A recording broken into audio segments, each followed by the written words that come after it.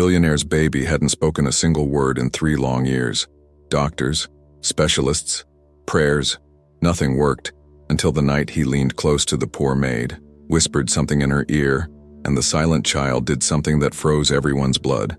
But before I tell you what happened, hit like, follow this page, subscribe, and tell us in the comments where in the world you're watching from, because we love knowing who's feeling this with us.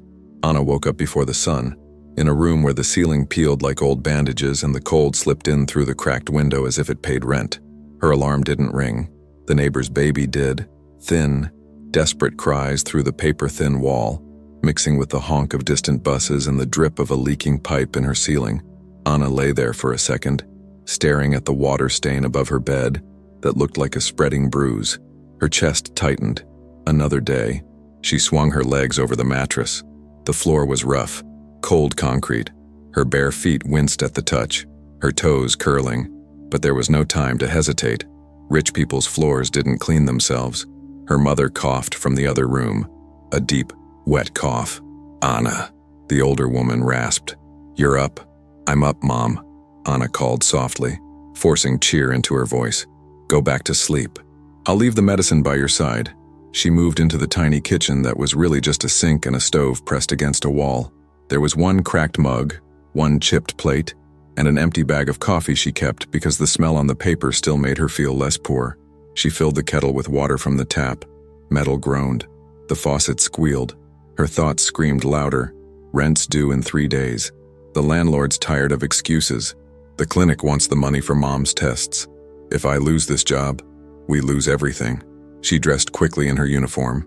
Simple black pants, white shirt, hair tied in a low, tight bun, plain, invisible, forgettable.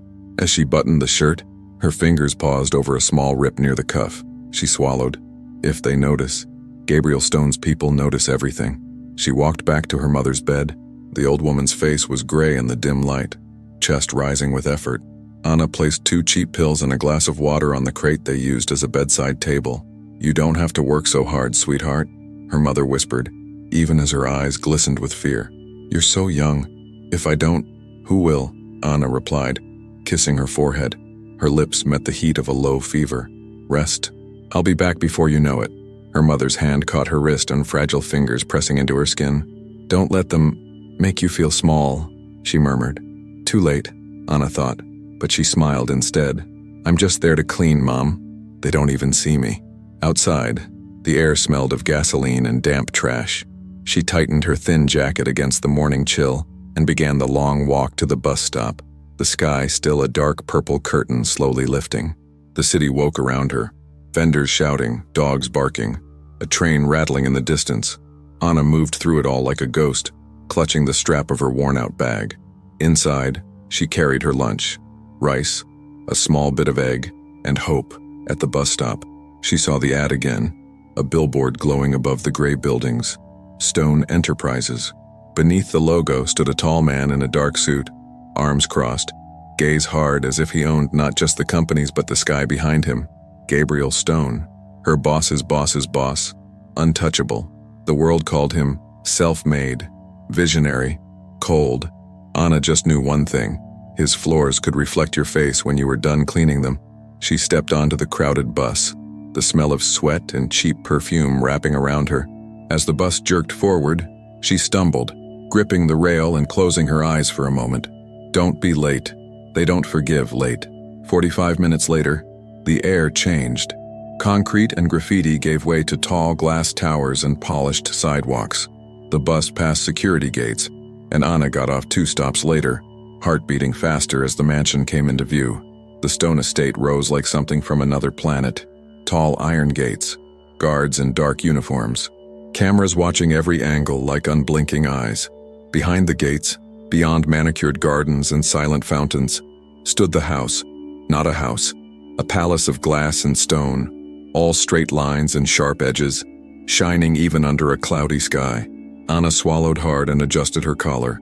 Her shoes, cleaned as best she could, still looked wrong against the marble steps as she walked toward the service entrance. "Late, murmured one of the older maids, Marisa, glancing at the cheap watch on her wrist as Anna stepped inside. The service hallway smelled of disinfectant and money. 2 minutes early, Anna said softly, forcing a small smile. Marisa snorted. For them? That's late. Move. The boss is in a mood. The boss? Gabriel Stone. Even his name felt heavy in her chest. She'd only seen him 3 times. Once, when she spilled water in the hallway and he walked past without looking at her, shoes clicking on marble like a metronome of power. Once, when he stood outside the nursery door, fists clenched, face carved in ice as a doctor spoke in a low voice. And once, at a distance, through the glass of his office as he stared out over the city, a glass of whiskey untouched in his hand, eyes so hollow Anna's breath caught. Today, she could feel him. His mood vibrated through the house like static electricity. The staff moved faster, quieter, as if afraid to disturb a storm. Kitchen first, Marisa ordered, then the upstairs hall, and don't go near the nursery unless Rosa calls you. The nursery, the room no one talked about too loudly. Anna nodded, though her heart tugged. Everyone whispered about the child, the millionaire's baby, his little girl, 3 years old, and she did not speak. No mom, no dad, no babbling, not even tears some days, only silence. A crushing, heavy silence that made people shift uncomfortably and leave the room too quickly. Doctors came and went, therapists, specialists flown in from other countries. Nothing. Some of the staff said she was cursed. Others said she was traumatized. Anna didn't believe in curses. She believed in pain, in grief so heavy it stole even the smallest word.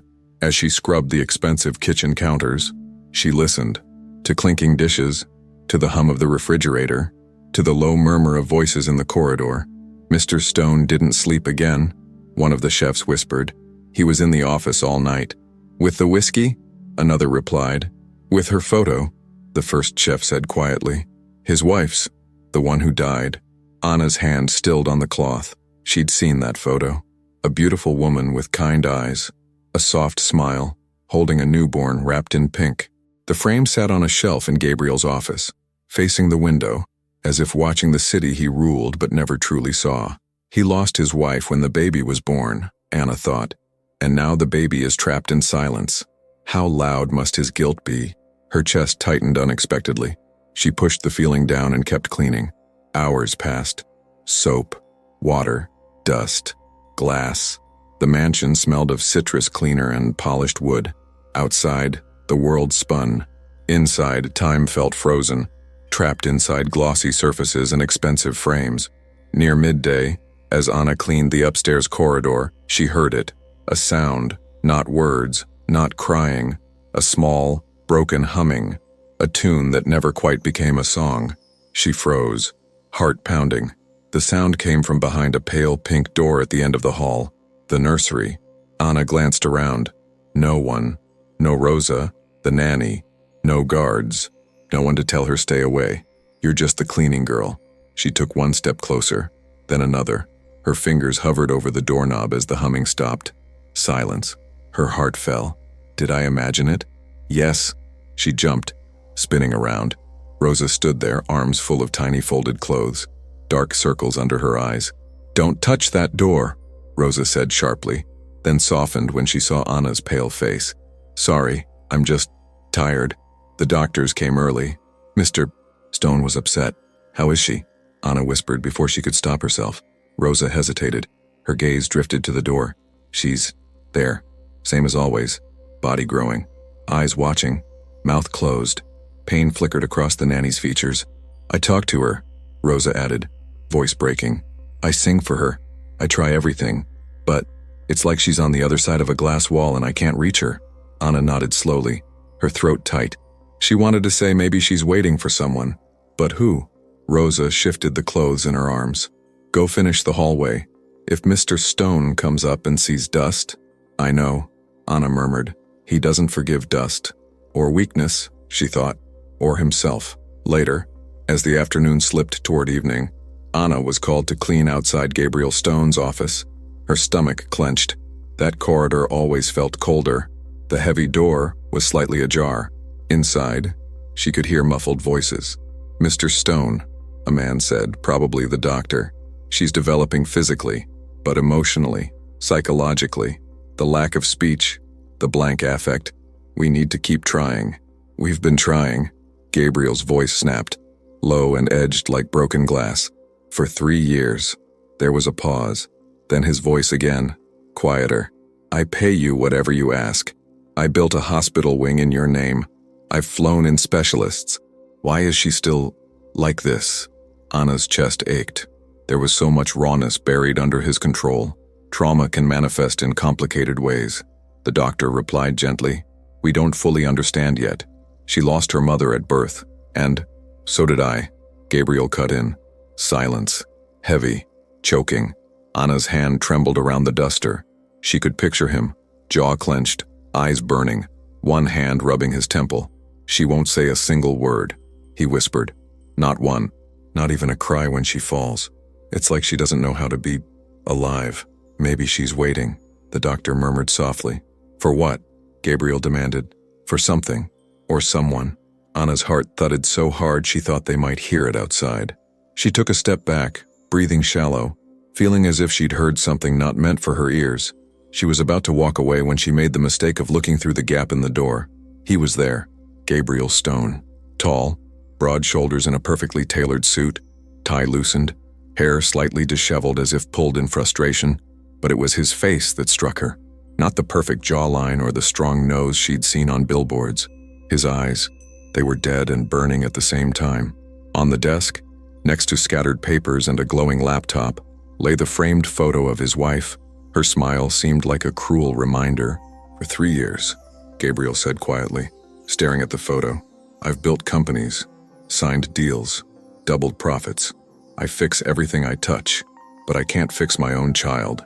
His hand curled into a fist on the desk. Anna's throat closed. He thinks he's broken too, she realized. Not just her, him. She backed away, footsteps silent on the thick carpet, feeling as if she were intruding on sacred grief. The rest of the day blurred into more cleaning, more whispered orders, more carefully hidden exhaustion. By nightfall, the mansion had softened, lights dimmed, staff dismissed one by one. Anna was one of the last to leave. She always was. Poor people stayed until the end and prayed for overtime.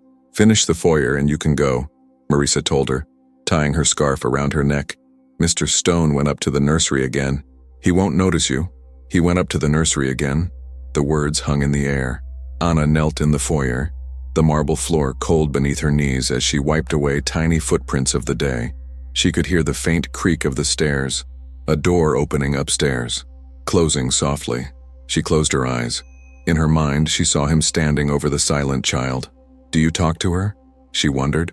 Or just watch her like another problem to solve? Half an hour later, the house was almost silent. Only a few lights glowed softly in the hallway. Anna finished the last corner of the foyer, muscles aching, fingers raw from chemicals. She straightened slowly, hand on her lower back.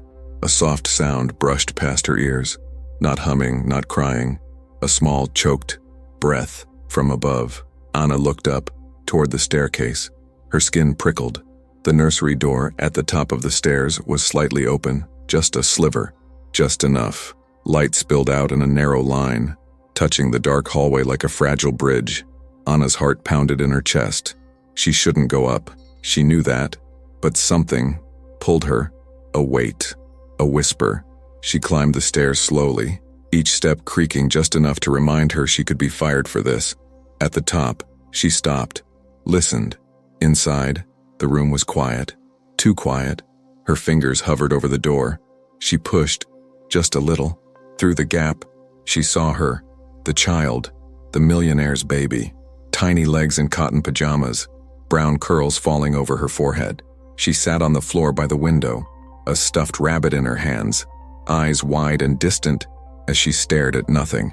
The air in the nursery felt different, thick with lavender and powdered soap, soft toys on shelves, walls painted in pastel clouds, and yet it felt like a prison. Beautiful, silent. Anna's breath hitched. She wanted to say something, anything. Hi, little one. You're not alone. But the words stuck in her throat. She was just the cleaning girl. She had no right to reach across that invisible glass. And the voice behind her made her freeze, deep, low, close. She turned slowly. Gabriel Stone stood at the end of the hallway, his silhouette framed by the soft light behind him. No tie now, top buttons undone, sleeves rolled up, revealing the veins in his forearms. He wasn't supposed to be this near, not to someone like her. His eyes, dark and sharp, flicked from her face to the nursery door. "What are you doing?" he asked quietly. The question was calm, too calm, like the ocean right before a storm. Anna's mouth went dry. I was just finishing upstairs, sir. I heard something and thought maybe your staff," he cut in, voice measured. "You clean. You don't listen. You don't wander." The words sliced cleanly. Just the truth, just the rules. Anna swallowed the burn in her eyes. "Yes, sir. I'm sorry." Behind her, in the nursery, the little girl shifted. Anna felt it more than saw it.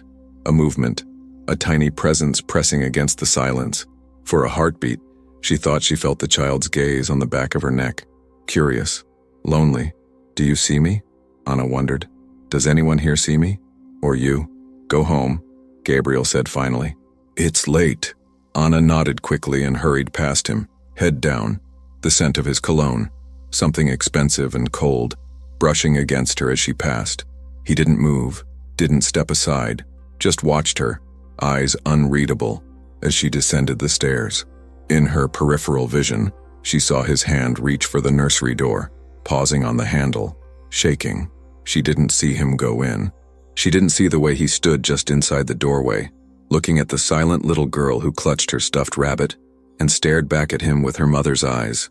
But she felt it, a shift, a crack. Outside, in the cold night air, Anna pulled her jacket tight around her, the stone mansion looming above like another world. She thought of her mother's cough, of the landlord's threats, of the bills on the table. She thought of the baby in the pastel prison, mouth closed, heart locked, and of the man made of stone who had just looked at her as if she was something he couldn't control. "They all think I'm invisible," she thought, stepping onto the dark street. "But something in that house is watching me, waiting for me." She didn't know yet that the silent baby upstairs would one day break her silence because of a single whispered sentence spoken to the poor maid, and that none of their lives would ever be the same again. The next morning arrived wrapped in gray skies and the promise of rain. Anna felt it before she even opened her eyes, a heaviness in the air, a sense that something in the stone mansion had shifted, though she could not explain why. She moved through her tiny apartment quietly, so her mother could sleep. The cough had worsened through the night. "I need this job more than ever," she reminded herself. By the time she reached the bus stop, the sky had opened into a soft drizzle. Raindrops clung to her hair, her lashes, the collar of her uniform. The cold bit her skin, but her thoughts were somewhere else. On the baby, on the echo of the humming she had heard, on Gabriel Stone's voice in the hallway, calm but cracking at the edges. When she arrived at the mansion gates, something felt off. Security was tighter. 2 guards whispered urgently near the intercom. A nurse exited the house in a rush, carrying a clipboard and stress in her steps. Anna's breath hitched. Did something happen to the child? Inside, the atmosphere was thick, not with anger today, but with anxiety. Staff walked faster. No one was gossiping. No one dared. Marisa grabbed Anna's arm the moment she stepped into the service hall. "You cleaned the nursery hallway today." Anna froze. "But I'm not allowed." "Today you are," Marisa whispered. "Rosa didn't show up. Something about her son being sick. And Mr. Stone doesn't want strangers upstairs, so you're the least unfamiliar one." Anna's pulse kicked hard against her ribs. "I don't think I should." "It's an order. An order. From him." Anna swallowed, nodded, and made her way toward the grand staircase. Her knees felt weak. Each step seemed louder than it should. When she reached the top floor, the corridor was quiet except for the faint, rhythmic ticking of a butterfly-shaped clock mounted near the nursery door. The door was closed today, tightly. Anna approached it slowly, her cloth and cleaning spray shaking slightly in her hands. She wasn't supposed to go inside, just clean the hallway outside. Her movements were mechanical at first, wiping frames, dusting shelves, sweeping corners, but her mind wasn't on the work. It was on the little girl behind that door, the child who hummed but did not speak, the child who stared at nothing, yet felt everything. As Anna crouched to wipe the baseboards, she heard something, a soft, muffled thud. followed by a tiny breath, then silence again. She lifted her head slowly. The sound came from inside the nursery. Before she could think, the door opened. Gabriel Stone stood there, towering, sharp, eyes darker than last night. This close, Anna could see the exhaustion under them, the faint tremble in his hand as he held the doorknob, the tension drawing his shoulders up toward his ears. "Sir," Anna whispered, standing so fast her knees almost buckled. His gaze flicked to her cleaning supplies. "You're assigned here today." "Yes, sir." He didn't move aside, didn't invite her in, but something in his eyes softened. Not kindness, not warmth, but fragility. "You're quiet," he said. Anna blinked. "Sir? You don't chatter like the others," he clarified. "You don't stare. You don't ask questions. I'm just here to work," Anna murmured. "And that," he said, voice low, "might be exactly what she needs today." Without another word, he stepped back, opened the door wider, and gestured inside. Anna's breath caught. "No one is allowed. Today," he interrupted softly, "is different." She hesitated, not out of fear, out of awe, out of the strange pull she felt toward the silent little girl. Gabriel watched her closely, as if reading every flicker of emotion across her face. "She's not well today," he said quietly. "The doctor thinks she had a night terror. She didn't scream. She never screams. But she woke shaking." Anna's heart cracked open. "So small," she whispered without meaning to. Something in Gabriel's expression faltered, a tiny shift, as if her words touched a bruise he carried deep inside. He stepped to the side. "Go," he murmured. "Just be gentle." Anna nodded, palms sweating, and walked inside the nursery for the first time. The room was warm and filled with soft light from a cloud-shaped lamp. The walls were painted with pastel skies and silver constellations. A rocking chair sat near the window, facing a shelf of plush toys, and on the floor, near a stack of wooden blocks, sat the baby. 3 years old, small, delicate, wrapped in pale blue pajamas today, her curls messy as if she'd spent the night tossing in unseen nightmares. But it was her eyes that stole Anna's breath, wide, dark, reflective, like tiny mirrors of her father's grief. She wasn't humming now. She wasn't playing. She was simply staring at the stuffed rabbit in her hands, as if it held answers she could not form with words. Anna crouched slowly so she wasn't towering over the child. "Hi, sweetheart," she whispered softly. The little girl didn't look up, didn't flinch, didn't react, but her tiny fingers curled tighter around the rabbit's ear. "She likes that toy," Gabriel said from the doorway, his voice quieter than she'd ever heard it. It was her mother's. Anna glanced back at him, and for the first time, she saw something else beneath his cold composure. Fear, the raw kind, the kind people with money couldn't buy their way out of. He entered the room slowly, careful not to startle the child, and knelt beside her with practiced precision. "Baby girl," he murmured, his voice trembling ever so slightly. "We have a guest today." Another bruise appeared on his face. Guilt. He wasn't used to speaking gently, but he tried. For her. The child didn't lift her eyes. And then, Anna saw it. Something impossible. As Gabriel leaned closer, his sleeve brushed Anna's knee, just barely. A whisper of fabric over fabric, and the little girl's head jerked up. Her eyes, those deep, silent eyes, locked directly onto Anna's. Not past her, not through her, at her. Anna froze. A chill raced across her arms. She had seen many children in her neighborhood, some loud, some shy, some scared, but she had never seen a gaze like this. A gaze that seemed to recognize, to understand, to reach out with desperate, wordless longing. Gabriel turned sharply. "What did you do?" "Nothing," Anna whispered. "I just breathed." The little girl blinked slowly. Then, for the first time in her entire life, she moved toward someone she was not related to. She crawled, hesitant, shaky, until she was inches from Anna's knees. Her small hand lifted, hovered, touched Anna's wrist with all the care of someone afraid it might disappear. Gabriel's breath shattered into a quiet gasp. "Anna," he whispered, stunned. She never. Anna swallowed hard, her throat tight. She felt warmth where the little girl touched her, a small flame pressing against her skin, a silent plea. Very slowly, Anna lifted her hand and let it rest over the child's tiny fingers. "Hey, sweet girl," she murmured, voice trembling. "It's okay. I'm here." The girl's eyes softened. Her lips parted, just slightly, barely, but enough for Anna to see the faintest quiver that could one day become a word. A tremor of something sacred pulsed through the air, the kind that made skin prickle, the kind that made hearts stop. Gabriel knelt beside them, his hand shaking as he brushed the child's curls back. "Baby, baby, can you look at Daddy?" But she wasn't looking at him. She was looking at Anna, staring, studying, clinging to her wrist as if she had been waiting her entire life for this one touch. And then, the impossible happened. The miracle no doctor, no therapist, no specialist could force. The child leaned forward, placed her forehead against Anna's arm, and breathed one soft, broken sound. Not a word, not a cry, but a syllable, a beginning, a spark. Gabriel's eyes filled instantly. He didn't blink, didn't breathe. "Anna," he whispered, voice fractured. "What did you do to her?" Anna's heart twisted. "I didn't do anything," she murmured, tears burning behind her eyes. She came to me." The baby clung tighter, as if she knew the world outside that room was cold and loud and dangerous.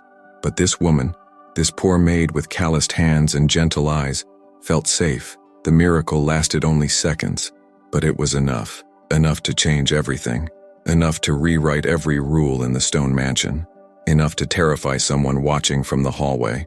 A faint gasp broke the moment. A shadow moved away from the doorway. Footsteps hurried down the corridor. Someone had seen it, someone who wouldn't keep it a secret. Anna didn't know yet that this moment, this impossible, breathtaking moment, would trigger jealousy, manipulation, and danger. She didn't know yet that someone in the mansion would do anything to make sure she never touched the child again. But Gabriel knew, and as he watched his daughter cling to the poor maid's wrist, a fierce, protective instinct awakened inside him. Something he had buried for 3 years, something that roared to life now. "No one," he whispered, voice low and dangerous, "is going to take this moment away from her, or from him." A miracle had happened in the nursery, but miracles always attract shadows, and the shadows in this house were already moving. The shadow in the hallway moved quickly, heels on marble, perfume too expensive for staff. Elena Ward, tall, perfect, wrapped in a cream-colored dress that whispered when she walked. Her hair was flawless, her lipstick sharp, her eyes like polished glass. She had arrived that morning just to check on Gabriel, smiling at the guards like they were invisible.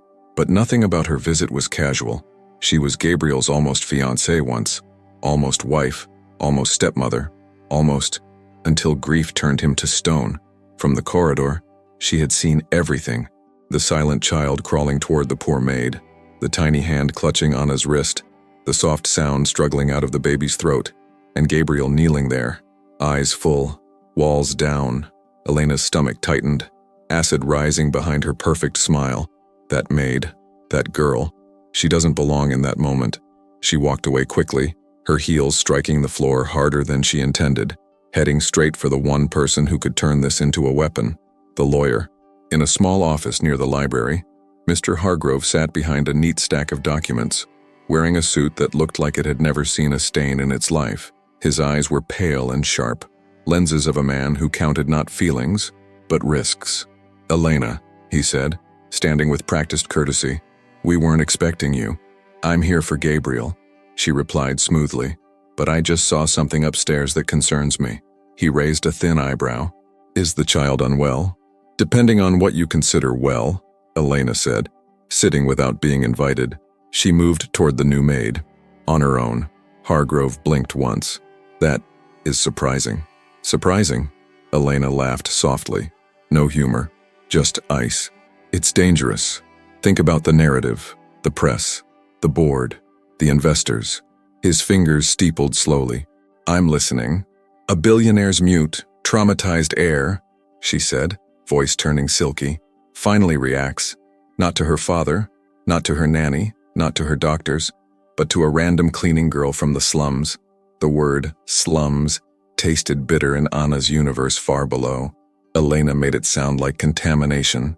"That story leaks," she continued, "and this maid becomes a symbol, a miracle worker, A saint for the poor.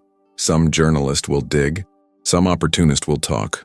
My question is," her eyes narrowed, "what will that cost Gabriel's image?" The lawyer leaned back. In his mind, numbers shifted. Shares, reputation, control. "It would be inconvenient," he admitted. "It would be catastrophic," Elena pushed. "The child is his heir. His empire rests on her stability. And now there's someone with influence over her that he does not control." There it was. The word, control. "Who is the girl?" Hargrove asked. "Anna," Elena said, the name curling in her mouth like something bitter. "Pretty, but not too pretty. Quiet, poor, the kind that says yes, sir, and sorry, sir, while the house devours her. Is she ambitious?" "She looks like someone who would do anything to keep a job," Elena replied, "which makes her dangerous in other ways." He nodded slowly. "I'll speak to Mr. Stone." Elena stood, smoothing her dress. "Do that. Make sure he understands what's at stake." She smiled then, a perfect, practiced smile, because beneath the talk of image and risk, another fear burned quietly in her. If the child could attach to this maid, where did that leave her? The almost. The one the billionaire tolerated but never truly let inside the ice. Downstairs, in the nursery, Anna still knelt on the soft carpet, the little girl's forehead pressed to her arm. Time felt fragile, like a bubble that could burst with one wrong movement. "Sweetheart," Anna whispered, eyes glistening. "You're so strong. You know that." No response, but the child's tiny hand curled tighter around her wrist. Inside himself, Gabriel felt something crack open. Hope. Terrifying, blinding hope. She moved, he thought wildly. She chose. She reached. He didn't understand why it happened. He didn't care. All he knew was that, for the first time in 3 years, his daughter had responded, and the epicenter of that miracle was a girl in a worn uniform. "Mr. Stone." Hargrove's voice at the door cut into the moment like a blade. Gabriel stiffened.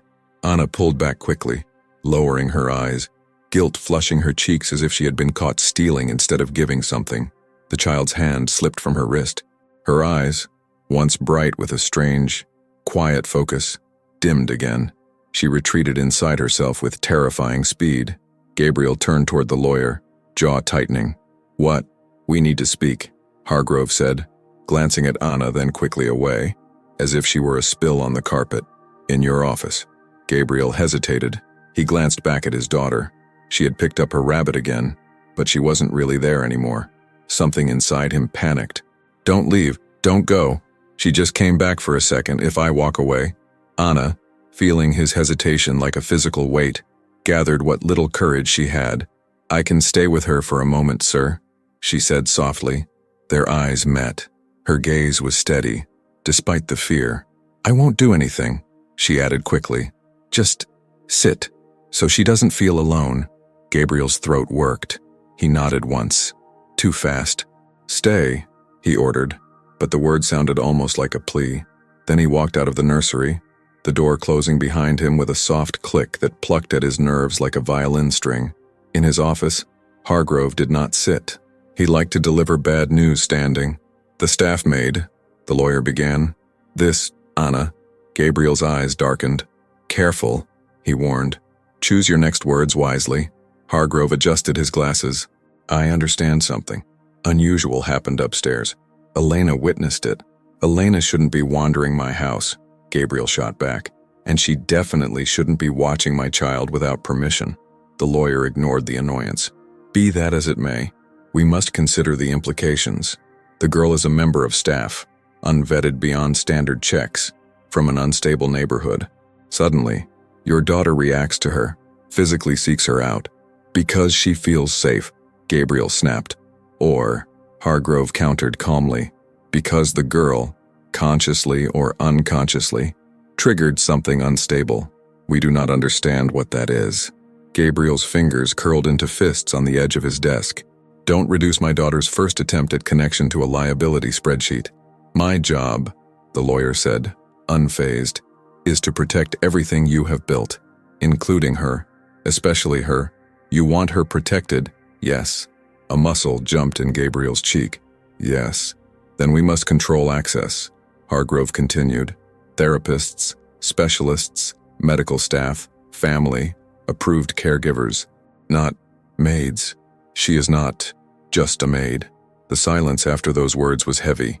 Even Gabriel seemed surprised by the vehemence in his own voice. Hargrove watched him carefully.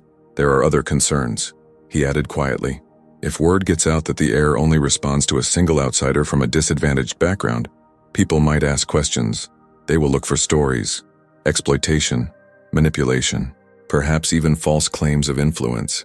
Are you suggesting Anna will try to use my daughter? Gabriel demanded. I'm suggesting people will say she did, Hargrove replied. With or without her consent, the rumors alone could damage your reputation. The board is already nervous with your absences, your focus on the child over the company. They need you strong, Mr. Stone, not distracted by emotional vulnerabilities. The words landed hard. Emotional vulnerabilities. In Gabriel's mind, brutal memories flashed, holding his wife's cold hand in the hospital, signing documents with red eyes as the baby slept in a plastic crib, being told it wasn't anyone's fault, even as guilt shredded him. He inhaled slowly, forcing the memories back into their cage. What do you suggest? He asked at last, voice flat. Distance, Hargrove said, at least temporarily. No unsupervised contact between the child and this Anna. If you insist on keeping the girl employed, reassign her to another wing. Ideally, let her go with compensation and a signed non-disclosure agreement. Gabriel's stomach twisted. Firing her felt wrong, cowardly. But for one horrifying moment, he imagined headlines. Billionaire's mute child saved by slum maid. Photos, interviews. His daughter's pain turned into a spectacle. His grief turned into content. He closed his eyes. I can't let them do that to her. To us. I'll think about it, he said tightly. Hargrove nodded once, satisfied. Don't wait too long. Elena is concerned. Of course she was. Elena lived on concern and status. When the lawyer left, Gabriel sat alone in his office, the city's skyline mocking him through the glass. Every building was something he had built or broken. He could buy anything, destroy anything. But right now, the only thing he wanted was something money had never managed to give him. His little girl, looking at him the way she had just looked at Anna. In the nursery, time had slowed. Anna sat cross-legged on the carpet, hands resting carefully in her lap. The child sat opposite her, still holding the rabbit, eyes never leaving Anna's face. I'm not supposed to be here, you know, Anna whispered with a small, sad smile. People like me, we don't belong in rooms like this. The little girl tilted her head, as if considering that, as if deciding whether to agree. I clean, Anna continued softly. That's my job. Wipe, scrub, polishing things that will never be mine. Her voice cracked. She thought of her mother gasping for air at home, of the unpaid bills stacked like insults. But I think, she whispered, more to herself than to the child. You don't care about that, do you? The girl blinked slowly, her gaze softened. In that moment, she looked more human than anyone Anna had met in that house. The door opened sharply. Anna flinched. Elena stepped in. Her perfume filled the room before her voice did. Sickly sweet. Expensive. Oh, Elena said, her smile too perfect. Isn't this cozy? Anna shot to her feet, lowering her gaze. Ma'am, you were just where you shouldn't be. Elena cut in gently. Alone. With her. Those last two words dripped with implication, as if Anna were a toxin. Gabriel appeared in the doorway behind Elena, his face carefully unreadable now, the turmoil from a moment ago, buried under steel. Anna's eyes flickered to him, searching, hoping. Sir, you told me to stay with her, she explained quickly. She seemed calmer. She shouldn't depend on someone who won't be here forever, Elena said smoothly, before Gabriel could answer. The little girl began to rock slightly, barely visible, just enough for Anna to notice. Her small fingers tightened around the rabbit's neck. She looks upset, Anna said, voice trembling. Maybe I should… No, Elena interrupted. You should go. The baby's eyes flicked between them. Her chest rose faster. Anna's instinct screamed, Don't leave her like this. Don't walk away from that fear in her eyes. She looked at Gabriel again, waiting. He held her gaze longer than he should have. In that silence lived 1,000 unsaid things. Please let me help her, Anna thought. Please don't make this harder. He thought back without words. Finally, his jaw tightened. "Anna," he said, voice cool, "your shift is over. You can go." Her heart fell, not just because of the order, but because of the distance in his tone. "Yes, sir," she murmured, forcing her face to remain neutral. "Good night." As she turned to leave, the child moved, fast. A tiny hand shot out. Fingers grabbed Anna's pant leg. Anna froze. So did Gabriel. The little girl's mouth opened. A sound tried to climb out, died in her throat. Her eyes filled. No tears fell. The crying was inside. "Anna," Gabriel said softly, warning and apology tangled in her name. "Go." The word cut deeper than it should have. Anna gently pried the tiny fingers off her leg, her own hands shaking. "Good night, sweetheart," she whispered, voice breaking. "You're going to be okay, I promise." It was a stupid promise. She had no power to make it real, but the little girl watched her every step as she walked out. Her eyes screamed what her voice couldn't. "Don't leave me." The door closed. The connection cut. That night, the mansion was not calm. The little girl refused to eat. She lay in her crib, staring at the door until her eyes went glassy. Rosa, called back in urgently, sang lullabies that fell flat against the walls. "She won't respond," the nanny whispered, near tears. "She's more distant than usual." Doctors were called. Again, perhaps something triggered hope and then took it away. One suggested quietly in the hallway. That can be more damaging than no hope at all. Gabriel's stomach clenched. The guilt tasted like acid. In his bed, he didn't sleep. He replayed the moment over and over. Her tiny hand on Anna's wrist. The almost word. He had never heard anything so beautiful. He had never hated lawyers and reputations so much. Meanwhile, across the city, Anna sat on the edge of her bed, still in her uniform. Her mother slept fitfully, coughing in her dreams. Anna stared at her own hands, at the faint, ghost-like imprint of tiny fingers she could still feel on her skin. She chose me, Anna thought, disbelief mixing with wonder and pain. For 1 second in that giant house, I mattered to someone. Then reality crashed over her. "If they fire me," she whispered into the darkness, "how will I pay for the medicine? For rent? For anything?" Her chest ached. She thought of quitting before they could humiliate her, of leaving that cold palace and never going back. Better to walk away on my own than be thrown out like trash. But the image of the child's eyes stopped her, those deep, silent eyes begging without sound. "I can't leave her," Anna choked out, pressing a hand over her heart. "But staying might destroy me." The next morning, she walked back into the stone mansion with lead in her chest. Everyone seemed to know something had changed. Conversations stopped when she walked into a room. Glances slid over her like knives. Marisa wouldn't meet her eyes. Rosa hovered near the kitchen door, arms crossed tightly. "Is something wrong?" Anna asked quietly. Rosa's jaw clenched. "You think you can just walk into the nursery like you belong there and not cause trouble?" "I was told to," Anna whispered. "Mr. Stone asked me." "Mr. Stone doesn't understand how fragile she is," Rosa snapped. "You don't just appear in a traumatized child's world and then vanish. Now she's worse. She stares at the door all day. Won't eat. Won't sleep. No humming. No focus. Just nothing." Pain slammed into Anna's chest. "I didn't want to vanish," she said, voice shaking. "They told me to leave. Maybe that's best," Rosa answered coldly, "before she gets more attached." As if the worst thing in the world was being loved by someone who had nothing. Later, Hargrove found Anna near the staff lockers. He handed her an envelope. "What is this?" she asked. "An adjustment," he said blandly. "Your schedule is being reassigned. From today onward, you will no longer work on the upper floors. You are restricted to the ground level. Kitchens, foyer, service areas. No nursery," she whispered. "No nursery," he confirmed, "for the child's good, and for your own." He walked away before she could answer. The envelope trembled in her hand. Inside was a paper with new duties, and a smaller envelope with cash. A bribe dressed as extra compensation. Anna's eyes burned. Distance, she realized. They want to make sure I never go near her again. Upstairs, the little girl sat in the middle of her room, toys scattered around like broken promises. She didn't touch them. She didn't hum. Sometimes, she crawled to the door and placed her hand flat against it, listening. For what? For who? For footsteps that never came. On the third day, Gabriel snapped. He stormed into the nursery, tie already loose, eyes hollow.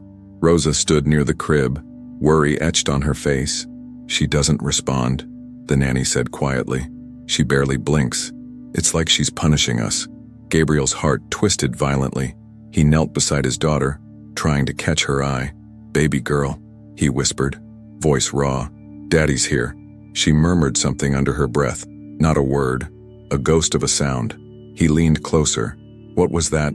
Talk to me, please." But she turned her face away, toward the door. His hand trembled as he touched the floor where she kept putting her little palm. "Who are you waiting for?"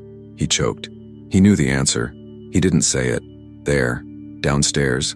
Anna scrubbed the foyer floor so hard her knuckles bled. Every swipe of the cloth felt like penance. "I broke her," she thought, tears dropping onto the marble. "I gave her a moment and then let them take it away." She thought about walking out, never coming back, but her mother's face stopped her. "You can't afford pride," life whispered. "Only survival." That night, Elena found Gabriel in his office, staring at nothing. "You look exhausted," she said, perching on the edge of his desk like she belonged there. "I am," he replied. "We all are worried," she murmured. "We want what's best for her, for you." He said nothing.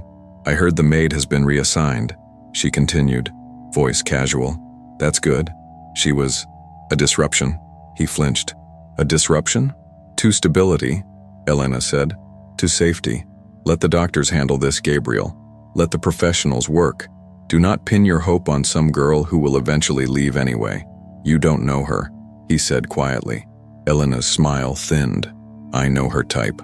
The tension in the room thickened. Somewhere under his anger, Gabriel knew she had a point. Everyone left eventually. His wife had. The doctors came and went. Only he remained in the ruins.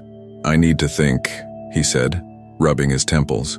"Think about this," Elena said gently, leaning closer. "You almost lost everything when you lost your wife. Don't let a maid endanger what you still have left." She left the office, heels echoing like countdown ticks toward a decision he didn't yet know he was going to make.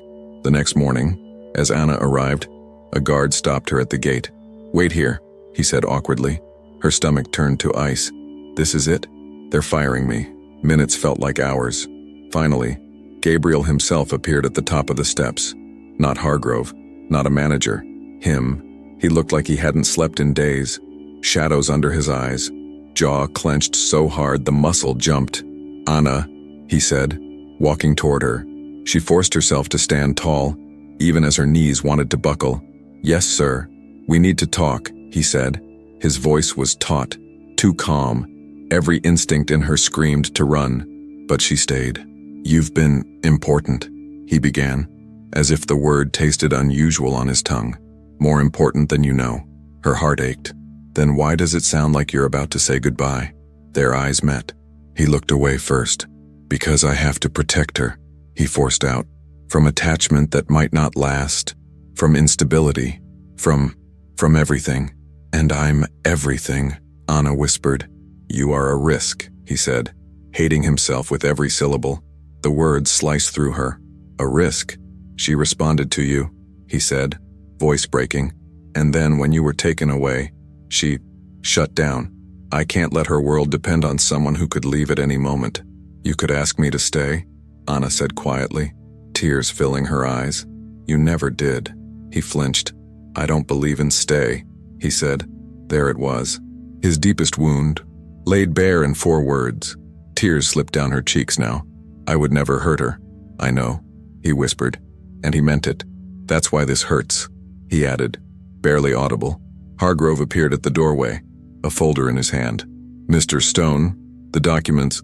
"Not now," Gabriel snapped. Anna stared at the folder, the edges of her future. "Are you firing me?" she asked, her voice a fragile thread. He hesitated. That 1 second of silence was louder than any answer. Her heart broke before he spoke.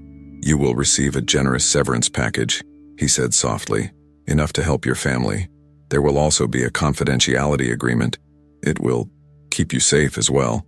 "I don't want your money," she said, anger finally cutting through the pain. "I wanted to help your child." He closed his eyes briefly, as if stabbed. "You did." he murmured. More than anyone. Then why is helping her the reason you're pushing me out? Because loving her is dangerous, he said, more to himself than to her.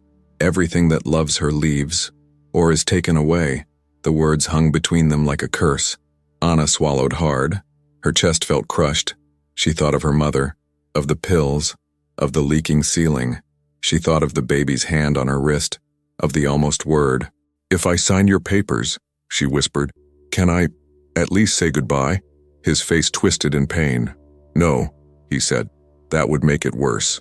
For whom, she wondered, for the child, or for him? Hargrove stepped forward with the folder. A pen glinted inside. Anna was shaking as she took it. Her signature never looked so small. Upstairs, at that very moment, the child sat by the nursery door, palm pressed flat against it. She felt something, a disturbance, a change in the air. Her chest tightened. Her small body rocked slightly. Her lips moved in silence, forming a shape. A sound wanted to come out. It crashed against invisible walls again and again. Downstairs, in the foyer, Anna turned one last time toward the interior of the house. Her eyes swept over the polished floors, the grand staircase, the chandeliers. She saw none of it. She only saw a little girl in pastel pajamas, reaching out. Goodbye, she whispered. No one heard her, but upstairs, the child suddenly froze. Her breathing quickened. Her tiny fist balled up and hit the door once. Soft, desperate, the syllable died, swallowed by the silence. No one heard it. Not yet, but it was there. The beginning of a word, the start of a rebellion, the first crack in the stone that held all of them prisoner.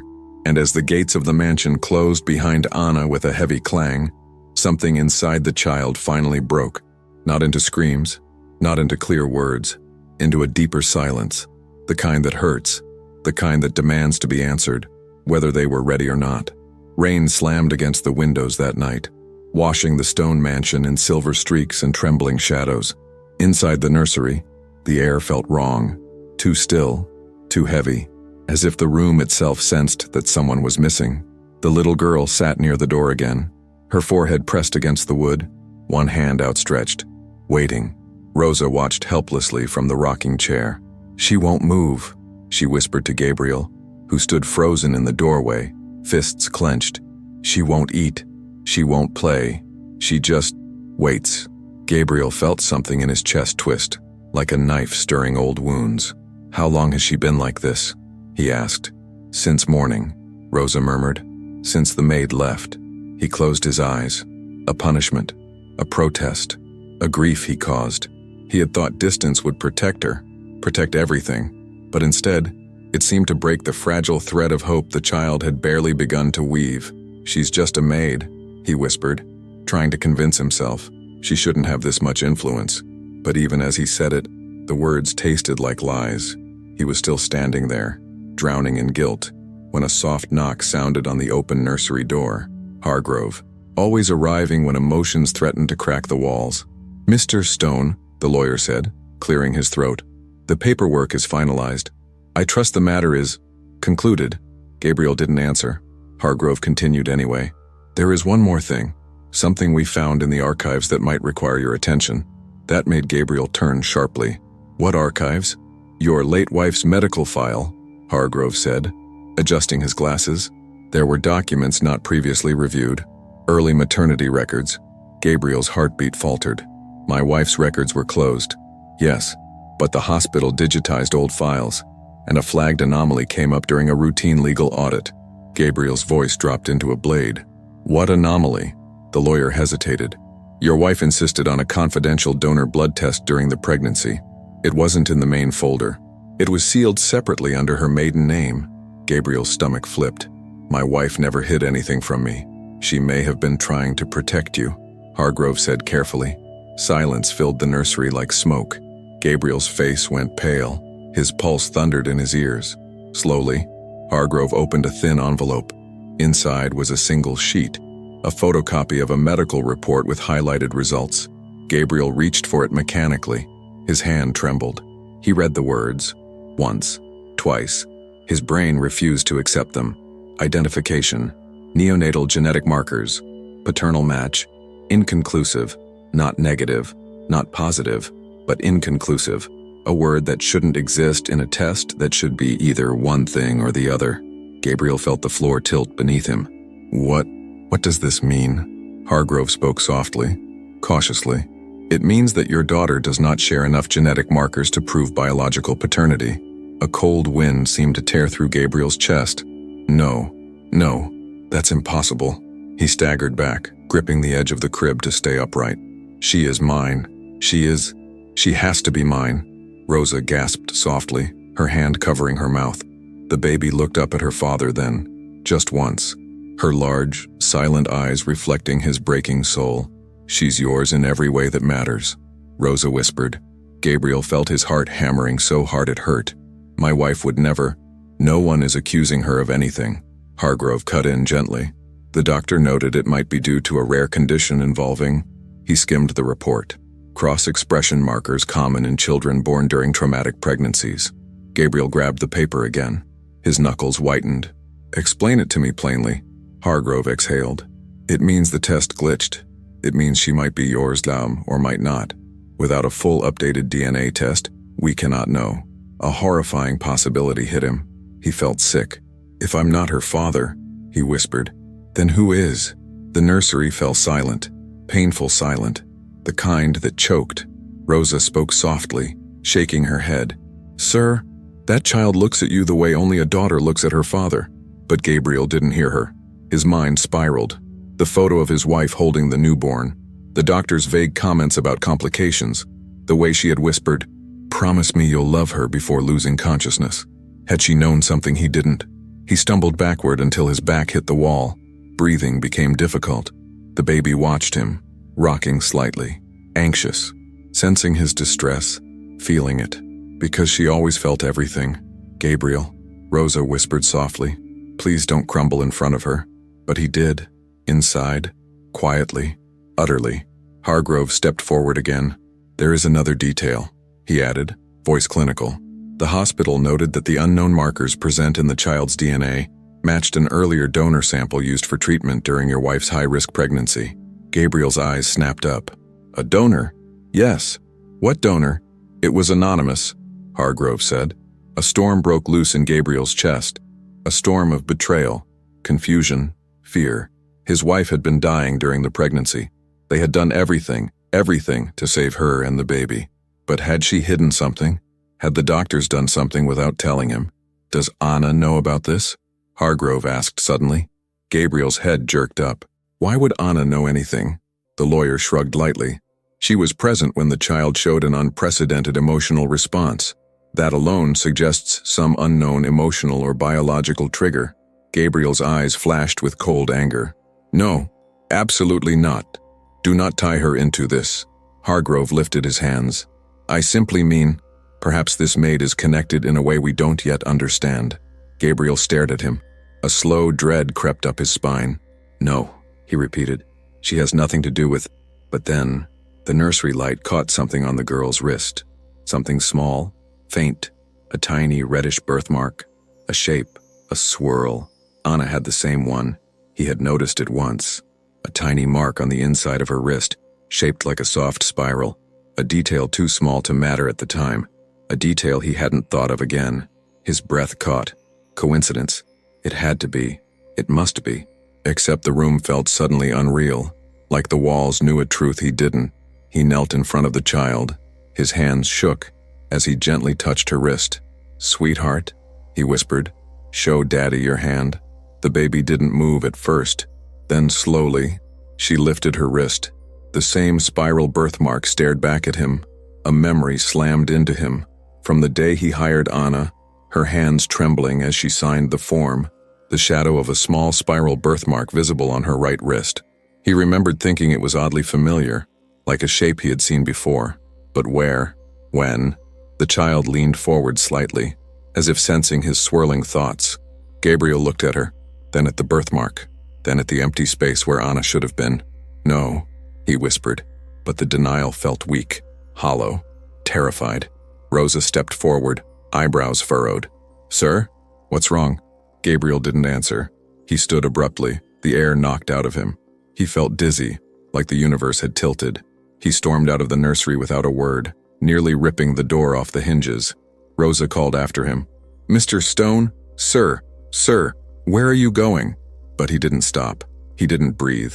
He just kept seeing it. The birthmark on his daughter, the birthmark on Anna, the inconclusive paternity test, the file his wife had hidden, the baby's sudden attachment. Pieces were snapping together into a picture he didn't want to see. He reached his office like a man being hunted. He slammed the door behind him, grabbed his phone, and dialed the hospital. His voice shook. "This is Gabriel Stone. I need to review every file, every donor sample, every medical procedure related to my wife's pregnancy. Immediately." The receptionist stammered, "Sir, some of those records are sealed by court order." "Then unseal them," he growled. "Now." A cold sweat dripped down his spine as he paced the room. What if his wife had agreed to DNA stabilization therapy using donor material? What if the donor had been compatible with the child, more than he had been? What if the child wasn't biologically his, but biologically tied to someone else? Someone with a mark like hers, someone like… There, he froze. A terrible thought struck him, a thought he didn't want, a thought that punched the air from his lungs. What if Anna is connected to the donor, a relative, a match? What if that's why his daughter responded to her? A sound escaped him, a quiet, broken sound. He sank into his chair, burying his face in his hands. God, what if the little girl wasn't even supposed to be his? But then, something else clicked. Something darker, something devastating. His wife had been terrified during the pregnancy, terrified of dying, terrified the baby wouldn't make it. What if she hadn't told him the truth because she thought he might reject the child? What if she hid the donor therapy because she wanted the baby to be his no matter what? What if she died protecting that secret? Gabriel stood suddenly. He couldn't breathe in the room. He left his office and walked straight into the storm outside. Rain drenched him instantly.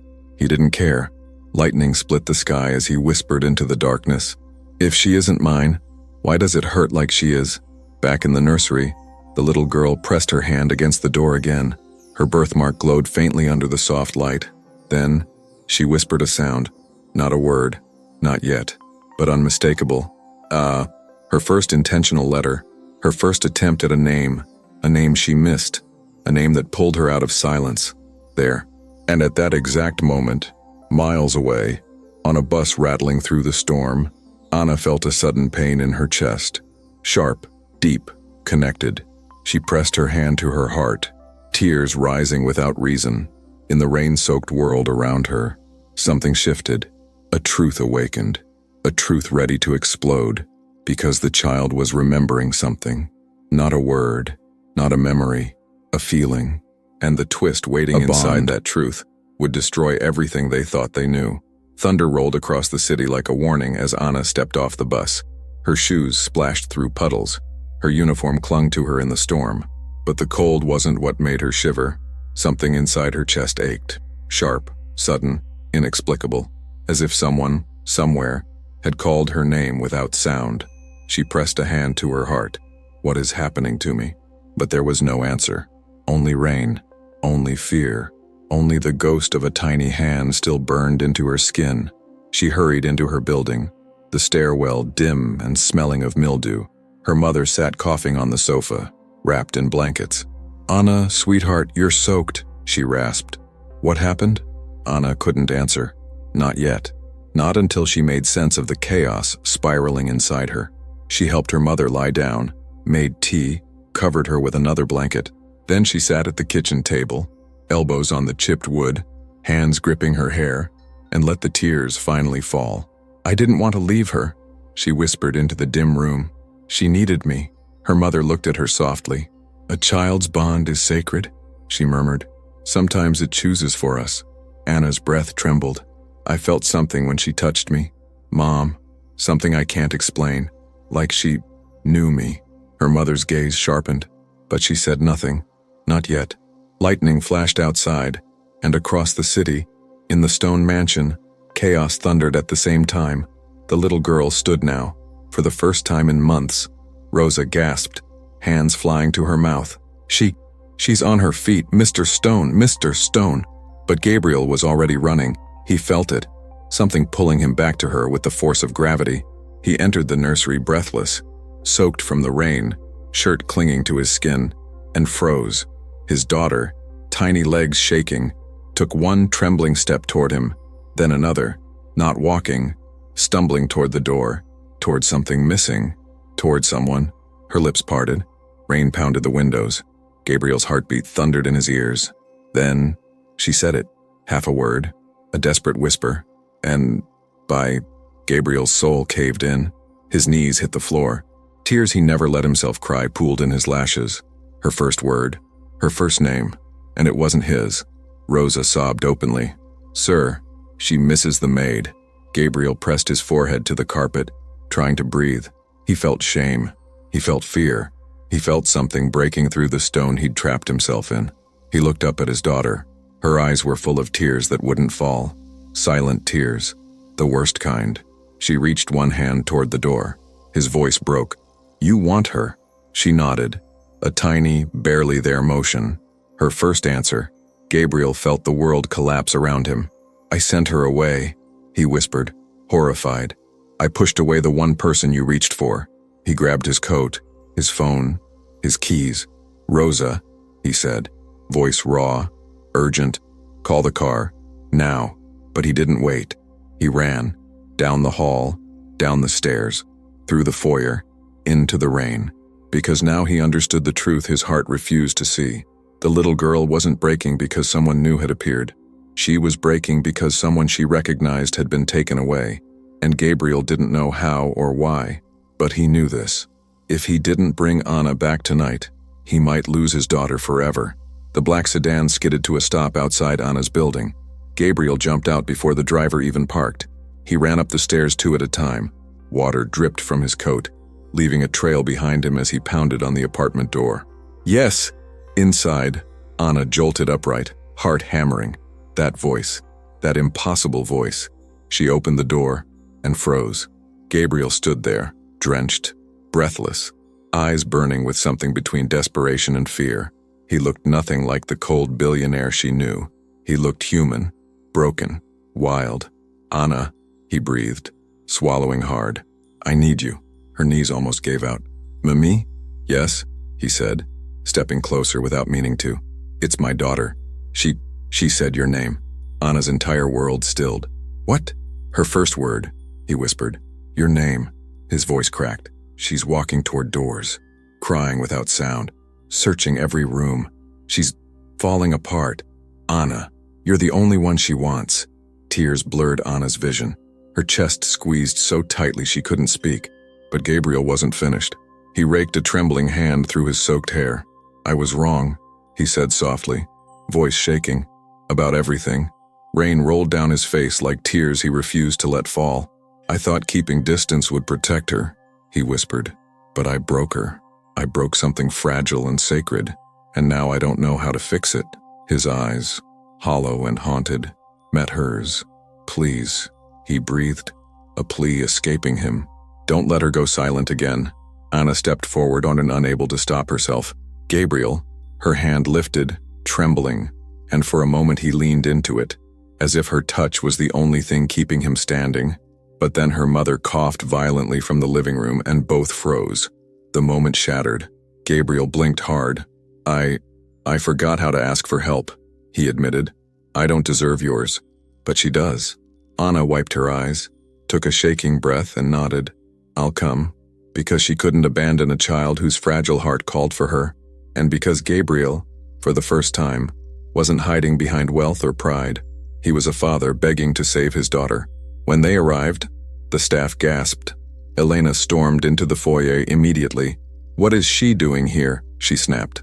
Gabriel turned to face her, rage simmering beneath devastation. "Elena, not tonight.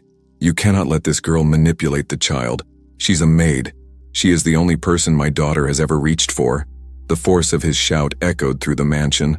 Elena stepped back, stunned. Gabriel wasn't finished. "And I will never forgive myself for pushing her away." Elena's face twisted with jealousy and fear. "She doesn't belong here." Anna lowered her gaze, tears burning.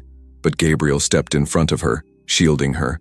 "You don't get to decide that," he said coldly. "Get out." Elena gasped. "You're choosing her over me."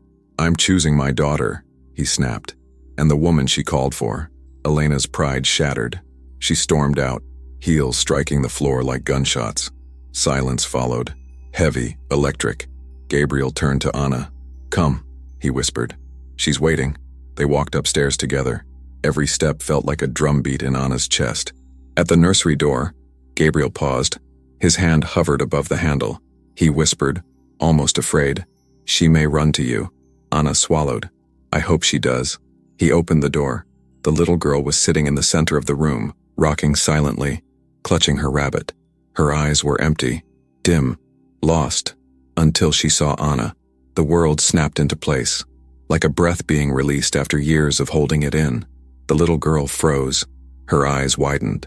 Her tiny chest expanded with a sharp, broken inhale, and she stood, not stumbled, not crawled. She stood. Yes, it wasn't perfect, it wasn't clear, but it was a word, a full word, her first word. Anna burst into tears instantly. Gabriel covered his mouth with shaking hands. Rosa sobbed into her apron. The child ran into Anna's arms. Anna fell to her knees, catching her, holding her, burying her face in the child's soft curls as the little girl clung to her with desperate strength. "My sweet girl," Anna sobbed. I'm here.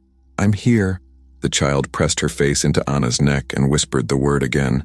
"Yes." Gabriel sank to his knees beside them. Tears finally escaped him. Real tears, falling freely. He placed a trembling hand on both of them. "Thank you," he whispered, "for giving her back to me." Anna looked up at him. "I didn't give her anything," she murmured. She just knew. Their eyes locked, the child between them, a sense of destiny filling the room like soft light. And then, the little girl lifted her wrist, showing her birthmark. Anna froze, tears still falling, heart pounding. Gabriel whispered, voice trembling, "There's something I haven't told you." Anna looked at him, confused and afraid. What do you mean?" He swallowed, hard. "Anna," he said softly, "I think there's a reason she chose you." Anna's breath caught. The little girl clung tighter, and the truth, the terrifying, breathtaking truth, hovered on the edge of revelation, ready to shatter everything they believed. The nursery lights glowed soft and warm, but the tension in the room pulsed like a heartbeat. Anna held the little girl tightly, feeling the tiny arms locked around her neck, the small breaths trembling against her skin. Gabriel knelt beside them, still soaked from rain, still shaking from everything he'd learned, but now something else lived in his eyes. Fear, hope, a truth he didn't know how to speak. Anna pulled back slightly, brushing the child's curls from her forehead. "She's okay," she whispered, more to herself than to Gabriel. "She's safe now." But Gabriel didn't look relieved. He looked terrified. "Anna," he began, voice strained. "There's something you need to know." She lifted her head slowly, heart thudding. "What is it?" He glanced at the child, at the birthmark, at Anna's wrist, at the identical shape, the same swirling spiral, the same shade, the same place. It was impossible, unbelievable, but undeniable. "I didn't notice it at first," he whispered. "But the birthmark, the test results, her reaction to you." Anna's pulse hammered so hard she felt it in her fingertips. "What are you saying?" Rosa stepped closer, breath caught in her throat. "Sir, do you mean—" Gabriel forced himself to continue. "I had my wife's medical records reviewed, all of them, including the sealed file." Anna froze. Something deep inside her, something old, buried, stirred. "The pregnancy was complicated," Gabriel said. "She almost didn't survive. The baby almost didn't survive." He swallowed hard, tears rising again. "She agreed to a medical procedure, something experimental. They used a donor's genetic stabilization serum to keep the baby alive." Anna stared at him. "Numb. Genetic. What?" "It means," Gabriel said softly, painfully, "that someone else's biological markers helped stabilize the baby's development. Someone whose DNA partially imprinted during the treatment." Anna's hands shook. Her heart raced. What does that mean for her? Gabriel's eyes, so dark, so broken, locked onto hers. "It means she might not be fully mine." The world tilted beneath Anna. She felt the child's grip tighten, sensing her panic. Gabriel continued quietly. "And that donor, that unknown contributor, left markers identical to yours. Anna felt the air leave her lungs. Mine? He nodded. Your birthmark, your blood type, your sequence pattern. They match the donor records, the ones my wife used when she was trying to save our daughter. Anna shook her head, tears falling fast. That's impossible. I'm nobody. No, Gabriel whispered, voice breaking. You're not nobody. Not to her. Rosa stared at them both, stunned and trembling. Sir, are you saying? Gabriel inhaled sharply, the truth almost too heavy to speak. Anna, you might be biologically connected to her. The room spun. Anna felt dizzy, her vision blurring, connected. To the baby, to the child who chose her, cried for her, spoke her name first. No, Anna whispered, voice cracking. No, that can't be. I never. But the child lifted her tiny hand then, slowly, delicately, and placed it over Anna's heart, right where it hurt the most. A small, fragile sound left the girl's lips. Not just Anna this time. Something sweeter, something deeper. And Anna's breath shattered. Her knees buckled beneath her. She clutched the little girl as if the world were ending. Gabriel's lips parted in shock. She said. Anna sobbed into the child's hair. No, sweetheart, I'm not your. But the little girl didn't care. She held on tighter, calling again, and a broken plea, but a plea nonetheless. Gabriel bowed his head, tears dripping onto the carpet. My wife, she must have known this might happen, he whispered. She hid the donor records to protect you, to protect the baby, to protect all of us from a truth she was afraid we couldn't bear. Anna shook her head, still crying. How could I be connected? I never donated anything. I've never been in a hospital except for my mother. She stopped. Her eyes widened. A memory, a flash. She was 16. She remembered a clinic, her mother crying, bills they couldn't pay, a nurse telling her the procedure was safe, simple, anonymous, a cash envelope pressed into her hands afterward. Oh my God, she breathed. I think I did. When I was a teenager, I didn't understand what it was. I thought I was just giving blood and not this. Gabriel felt a weight lift and crash at the same time. So it's true, he whispered. Anna held the child tighter, her tears dripping into soft curls. Oh, sweet girl, I never knew. The child whispered again, small and trembling. And Gabriel placed a hand over both of them. Father, possible biological contributor, and the woman destiny had pulled into their lives. His voice cracked open. I thought I lost a family when my wife died, he whispered. I never imagined I might find another. Anna looked up at him through tears. But what does this mean? For her? For us? Gabriel cupped his daughter's cheek gently. It means she chose you before either of us understood why. Anna wiped her eyes. It doesn't make me her mother. No, Gabriel agreed softly. Her heart does. Silence fell. Warm, healing, full of something new, something alive. The little girl curled into Anna's lap, safe for the first time in her life. Gabriel watched them, his face softening completely, without walls, without distance. Stay, he said suddenly. Not an order, a plea. Anna met his gaze. Pain, fear, hope. I don't know what I'm supposed to be to her, she whispered. You are what she needs, Gabriel said. And what she needs is you. His voice shook. I need you too. Anna's breath caught. Gabriel. He moved closer, kneeling beside them, rain-soaked and trembling but finally honest. I can rebuild an empire, he whispered. But I don't know how to rebuild a family alone. Anna touched the child's tiny hand. It curled around her finger without hesitation. That was her answer. She nodded slowly, tears falling again, not from pain now, but from something warmer. I'll stay, she whispered. For her. His eyes softened. And maybe, one day, for me too. Anna didn't speak, but the way she looked at him was enough. Gabriel let out a breath that sounded like surrender, like hope returning. He wrapped his arm around both of them. The three stayed there. A broken man, a lost child, a woman discovering her past, fitting together in a way that felt like healing. The little girl sighed, the first sound of peace she'd made in years, and whispered one final word, a word that sealed everything. Home. Tears fell down both adults' faces. Anna kissed the top of the child's head, Gabriel rested his forehead against Anna's shoulder, and for the first time, the mansion didn't feel cold. It felt full, alive. A family, not yet perfect, but finally possible. Months later, the mansion echoed with laughter, small footsteps, soft giggles, words, real words, spoken by a child once trapped behind silence.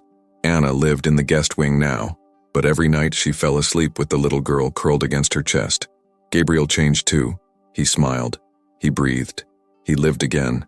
He apologized, truly, for every wound his fear had caused. One evening, as the sun dipped behind the city skyline, Gabriel stood beside Anna on the balcony while the little girl slept inside. He looked at her quietly, then reached for her hand. "I don't know what the future looks like," he whispered, "but I know I want to face it with you." Anna looked at him, her chest swelling with something she had been afraid to name. "You helped me find myself again," he added softly. "And you helped her become who she was meant to be." Anna felt her heart melt. "And you," she whispered, "stopped being stone." He smiled. A real one, warm, human. "Anna, will you build this family with me?" She didn't speak. She simply leaned her head against his shoulder. "Yes." The little girl stirred inside the room, mumbling her newest word in her sleep, a word she learned after weeks of healing, laughing, living. "Mommy." Anna closed her eyes, tears slipping free. Gabriel wrapped his arm around her tightly. Their family, broken, rebuilt, reborn, stood together as the evening breeze brushed their skin.